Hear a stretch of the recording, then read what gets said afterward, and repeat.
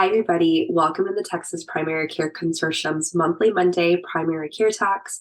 My name is Nishi Singhal. I'm the program officer with the consortium, and we're really excited to bring to you today's episode. This show, we are dedicated to interviewing guest speakers from all over Texas, covering a wide range of primary care topics. Each month, we are bringing you informative episodes, really as your go-to resource of all things primary care. So today, we're really excited to bring to you Dr. Stacy Ogbeide. She is a board-certified clinical health psychologist, as well as a board-certified specialist in obesity and weight management. She's an associate professor as well as an assistant dean within the Long School of Medicine at UT Health San Antonio.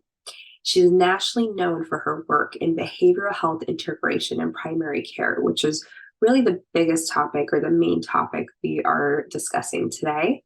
She serves on a variety of national committees. Her professional areas of interest, they include the primary care behavioral health consultation model, behavioral health medicine, as well as health psychology, faculty development and mentorship, especially for those who are underrepresented within the academic institution, and as well as primary care workforce development, which is another topic that we'll be discussing today. Her work has been featured on the Texas Public Radio, in the San Antonio Express News, and a variety of other news media outlets. So let's finally get to meeting her and let's go to the show.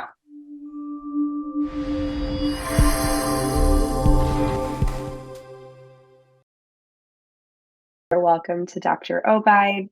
I'm so excited to have you and to learn more about you. And so I just want to jump into our first question, if you don't mind, because I really want our community just to learn more about you and all your great work, and really learn more about, behavioral health integration into primary care from you, because this is something that we are very, very interested in learning more about. So yeah, I guess if you could just tell us a little bit more about yourself, but also how your work impacts our primary care system, especially here in Texas, of course. Sure.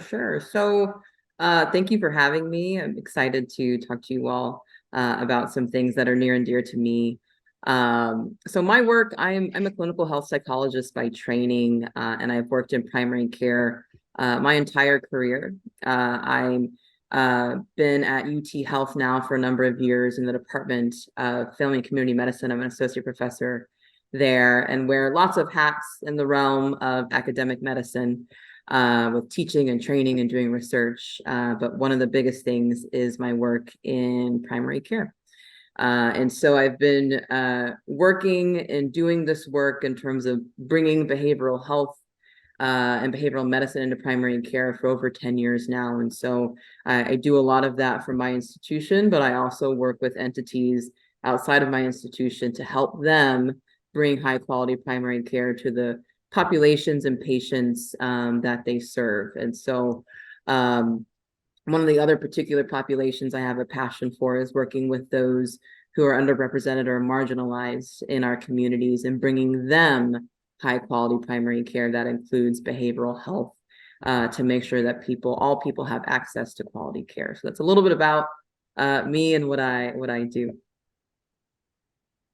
Thank you. Do you mind if you actually define primary care in your own words, just really from your vantage point of what you do?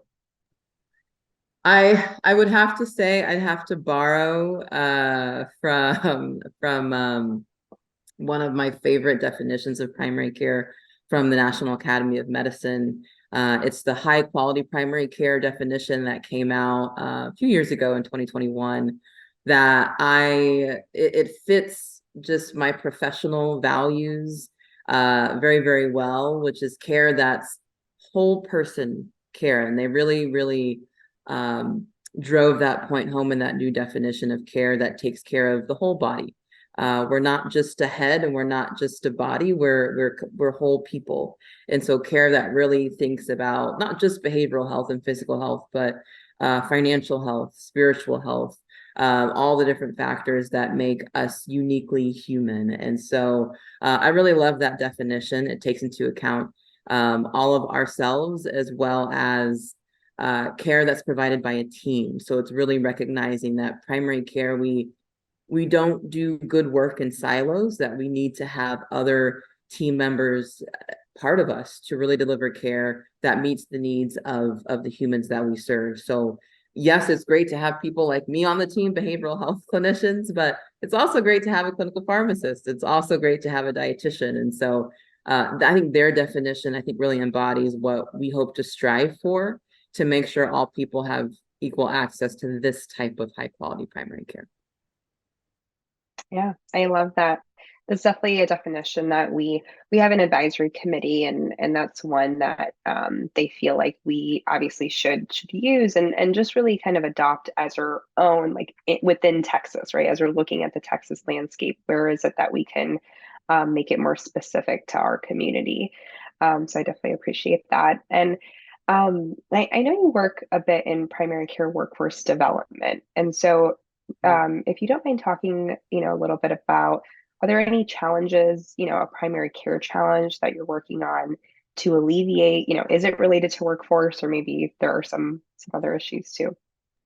Yes, that's my pain point right now is workforce development. There's not enough of us meaning all of us, whether you're a family physician, whether you're an NP or a PA or a behavioral health clinician, whoever you are, there's not enough of us to meet the needs, to that primary care definition I mentioned a moment ago, to have that happen.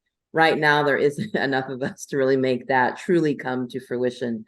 And so one of the areas that I'm working in, of course, is this area, and thinking about specifically how do we empower our faculty, our clinical supervisors who are training the workforce that we do have, to make sure the people that are in those places feel confident, feel comfortable, feel like they have the tools necessary to be effective team members on their primary care teams. So a lot of my research over the past few years has been on how do we build up faculty and clinical supervisors who are working specifically in the realm of behavioral health integration and primary care. How do we get these primary care clinicians who many times are in community health centers, who are full-time clinicians, who are incredibly busy? How do we really show them that we also would love for you to supervise a pre-licensure level student who we know the earlier they have exposure to primary care, it increases their likelihood of potentially working in primary care. How do we get them to say, sure, in my 50-hour work week, I'd also love to supervise a master's student or a doctoral student? And so a lot of my work has been how do we understand and study the needs of these individuals who serve as faculty or clinical supervisors, to make sure they have what they need to be effective in teaching the right skills, the right skill set, the right understanding, they're making sure they're building the aptitude that's needed to be in primary care, being flexible, being a systems thinker, those types of things. So that's been my realm for a little bit, to figure out how do we do what we do with the individuals that we have, which as I mentioned are not enough. So how do we make the most of what we do have? I love that. And kind of related to that, actually, do you feel like in your field, does there need to be more of almost like a marketing campaign about, behavioral health integration? Like, what do you feel like is really missing? Or is it educating the primary care clinician or the family physician, that um, would be great if they worked with these other sorts of, providers as well? Or I guess what is that like magic juice that's kind of missing right now? Yeah. Surprisingly, or maybe not surprisingly, I found over the years that the medical providers typically are really, really open to working with behavioral health providers. Mhm. It makes sense for them when they think about the needs of their patient population. Many times they're like, well, yeah, I would love for you to be on our team. There's so many things that I can't dive into, or I don't have the skill set to dive into, or the patient with newly diagnosed type 2 diabetes, I don't have the time to go through all the behavioral changes that go with taking care of your diabetes. But man, if I had someone like you on my team, I could do those things. Find the marketing piece, it's really the behavioral health providers that I feel need more of that marketing piece, because they're not getting exposed to that team-based care as much as our medical students or PA students or nursing students, who team-based care is part of their clinical rotations and their training before they graduate. Unfortunately, we're still training behavioral health learners in these silos, where if they do get exposure to primary care, it's way after they've graduated, they're licensed, they haven't worked on medical teams before, and so it's very kind of fish out of water feeling for them. And so if anything, I would love for the more marketing to be with our behavioral health disciplines earlier. Could we catch people before they graduate to maybe get them a clinical rotation in primary care to see that, oh, there's a place for me here. Usually when I talk to behavioral health providers, they say, man, I didn't even know this was a career path for me until like years after licensure. So I agree, marketing definitely needs to happen. Our behavioral health colleagues definitely would benefit from that sooner. That's so fascinating. I wouldn't, for some reason, I thought it would be the opposite, but that the way you explained it, it makes so much sense if you think back to their educational curriculum. Yeah. Um, it's different, and so yeah, Mhm. working or understanding how to work in that team-based way would of course be important. Mhm. Um, I really love this next question because I've been rereading Harry Potter right now, for example. So I love asking this question, which is if you had a magic wand, what is Mhm. one thing, and see if you can get pretty like specific with this, what's one tactical change you would make to the primary care system within Texas? Man, there's many things that come to mind. Um, I think the biggest thing is, how do we make primary care, how does primary care get out of the clinic walls and into the community more? And that looks different for different communities. It could be doing more targeted health fairs. It could be partnering with the local community center to bring primary care to that community center. Because I still think in primary care in Texas and outside of Texas, we still kind of wait for people to come to Hmm. us. And if you look at the data, there's still a very large percentage of folks that don't identify having a personal physician, having a primary care physician or a primary care clinician that's they go to for everything. Yeah. And so that still tells me we still have a lot of work to do when, we have this large percentage of folks that don't even have a primary care home yet. For various reasons. It could be access, it could be my primary care clinic closest to me has a wait list of 6 to 12 months. It could be I'm uninsured or underinsured. It could be for a number of factors, but I would love to see primary care getting out of its walls to get into the community, and whatever that looks like, just whatever makes sense for that community. But I would love to see more of that happening to help people understand why we're there, how when primary care is healthy, the community is then healthy when the primary care system is healthy.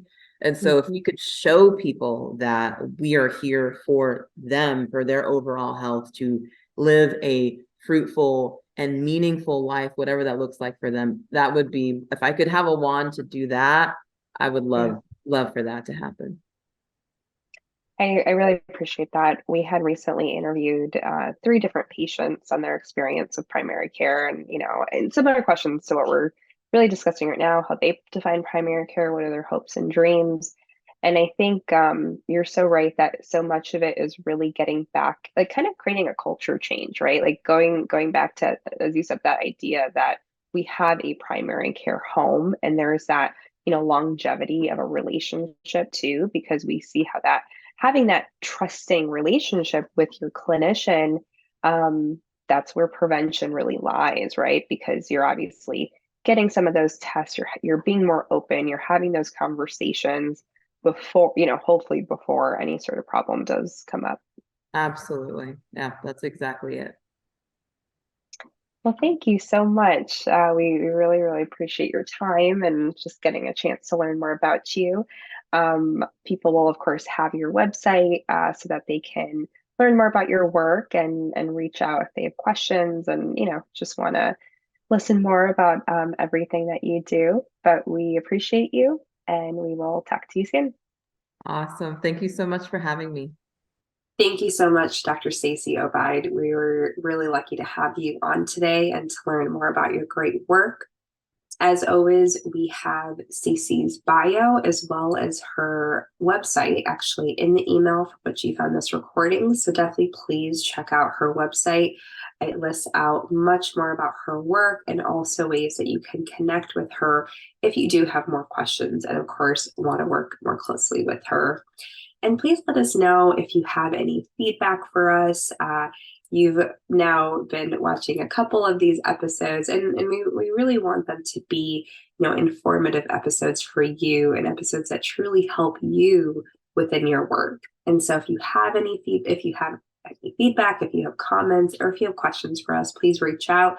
If you also have recommendations for other guest speakers, or if you want to join us too, please again reach out to us. We would be more than happy to have you. And that's the end of today's Texas Primary Care Consortium Monthly Monday Primary Care Talks. Have a good one.